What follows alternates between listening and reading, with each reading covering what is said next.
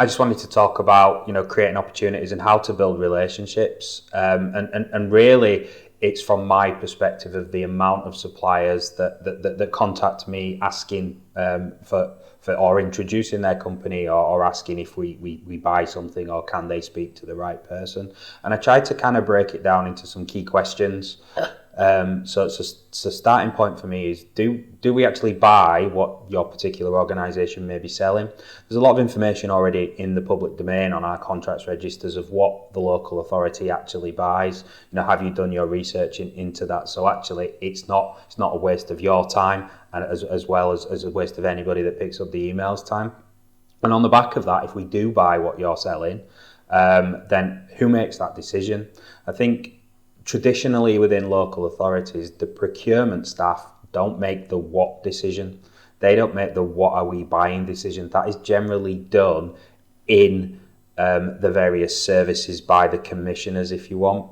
And I think it's really important for anybody introducing themselves to a local authority or to a contracting authority is to try and understand who makes that decision and who is the decision maker within the contracting authority. So if you send an email to, say, me or someone in my team, don't be kind of put off if you're passed on, because you kind of passed on to the people that make that decision within the service.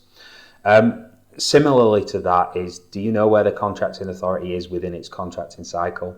So if we've just awarded a contract for 5-6 years for a thing that you sell, then actually it's unlikely that we're going to be able to, or we're going to be buying that again in the near future. And again, this is using the information that's already out there in the public domain to try and time that approach. So in timing that approach, we're talking maybe 12 to 18 months before the contract starts. Officers within contracting authorities will start to be thinking about recommissioning and reprocuring the service. So actually, armed with all that information, which is all readily available through the procurement sections of most contracting authorities' websites, it's really about kind of when you approach it, it's that intelligent approach that you already know. And actually, where you can offer us evidence or tell us about a new mutually beneficial, that's kind of the hook. And that's what interests me. So, from a personal perspective, you would not believe the amount of messages I get on LinkedIn. It would be a full-time job to reply to them all. People asking about, can they have a meeting? Can they tell me this? All that sort of stuff.